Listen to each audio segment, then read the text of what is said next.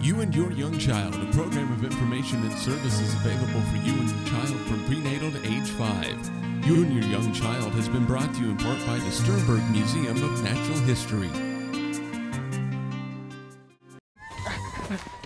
Stop! Where are we going? The Sternberg!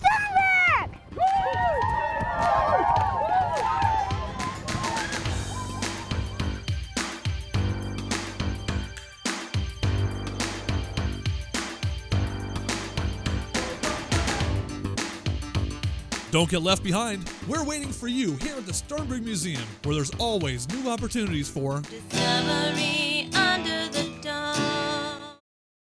Hello, and welcome to You and Your Young Child, the program devoted to early childhood. My name is Dana Stanton, and I'm the coordinator of early childhood grants for USD 489. And with me today is Elaine Rupp. Good morning, Elaine. Good morning, Dana. Now, Elaine, tell us what organization you work for and what you do there. I work for the Healthy Start program of Ellis County, and I am employed by the Hayes Area Children's Center, and I visit parents prenatally and postnatally with information on health and safety. Now, today we're talking about health and safety because we're talking about radon. Obviously, we can see some things here about radon. What is radon? Where does it come from? What is it?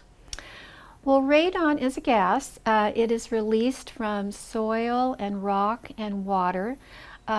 It comes through our homes. We don't know it's there. We don't see it or smell it or taste it. And it's really everywhere. We're breathing it right now, but indoors it seems to accumulate more, and there are health risks associated with it. Now, what are some of those health risks? What are the effects of breathing in too much radon?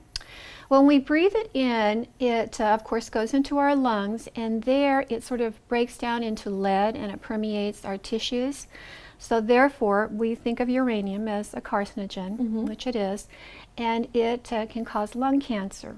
And in fact, in people who are non-smokers, it is the #1 cause of lung cancer, and in smokers, it is the #2 cause of lung cancer.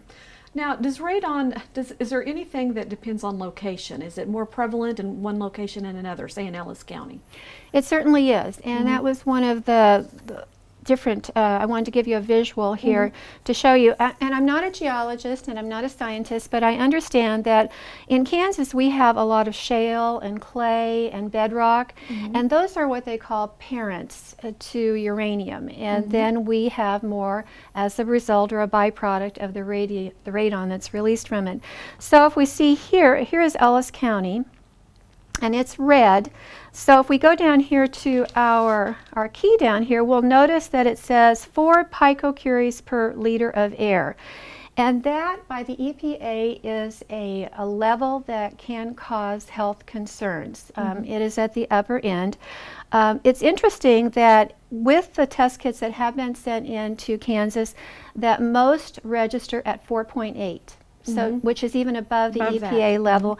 And there was actually one, the highest one ever to be recorded was 260. So it is very significant in our area. Well, that's just naturally occurring.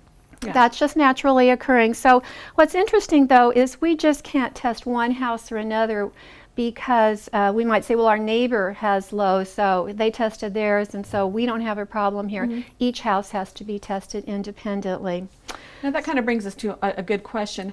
How do you test? How do you know if your home has a high level or an acceptable level of radon? That's a really good question, and we really are encouraging everyone to test their home. It can be very simple. I brought with me this morning just a radon kit that's available at the Ellis County Extension Office. These are only $6. They will give you a good baseline. It should be done on each level of your home, because as our other radon sort of illustration there shows, it comes in through our basements or foundations, through cracks and crevices as it seeps up through the ground. And it can enter through sump pumps, it can enter through cracks in our foundation, it can enter through windows, and it sort of migrates through our whole home. So it's important to test both levels. But this is a good baseline to do. And then also we have a certified professional in our community that can also come in and do a more intensive test so that we're able to know what our levels are. And that would include all homes again. That would include rentals. Maybe homes that have child cares in them would be another good place to test because of the long-term effects. People with sort of immature immune systems or weakened immune systems are more susceptible. And radon exposure, which is interesting, it's a long-term kind of exposure. You're going to be asymptomatic for quite a time before it does sort of perk up, and then you can have significant health risks because of it. I guess my question is, if you have radon in your home, how do you reduce the levels? Again, there are ways to do that. There is soil depressurization, and that is done by a certified radon technician. They come in and they can mitigate your home. Sometimes the levels aren't tremendously high where we can do things. So opening windows, letting fresh air into our homes is a great way to bring down the levels. And then new homes that are being built are actually having that put in before that they are even built. But all homes, even those that have been pre-mitigated, they are encouraged to go ahead and test their homes after they have lived in their home a couple of years. Now, I know you've told me about there is a movement, Kansas Healthy Families, and they have some facts about radon. Can you expand on that? Well, Kansas Healthy Families just wants us to take a look at all the concerns of indoor air quality and things that affect our general health. Radon is one, carbon monoxide is one, obviously. Smoking is another one. So all of those things are going to affect our long-term health. But because radon and smoking are lung cancer related, we want to be aware not only for ourselves but for our children and our families too. And so we again encourage everyone to have their homes tested. In the state of Kansas, I can't give you the exact levels, but I know nationwide that we have about 21,000 people dying of lung cancer related to radon, whereas we think about maybe falls in our home, there's only about 11,000, or maybe accidents that occur like motor related, about 2,600. So radon is significantly high, and we should be addressing that at a local level and also a state level. Wonderful information. Now, if someone had more questions, could they give you a call? Absolutely, I would be happy to address more questions. We weren't able to talk about other routes this morning, like water, which is the second component of radon exposure through wells, maybe that were dug deep in bedrock. Granite countertops have low amounts that they emit too. So we think of cumulative effects for radon.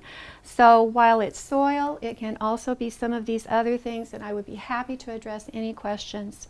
And your phone number?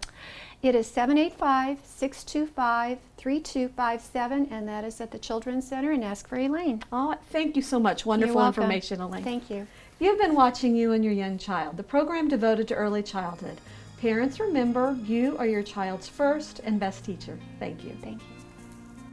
You and Your Young Child, a program of information and services available for you and your child from prenatal to age 5. You and Your Young Child has been brought to you in part by the Sternberg Museum of Natural History.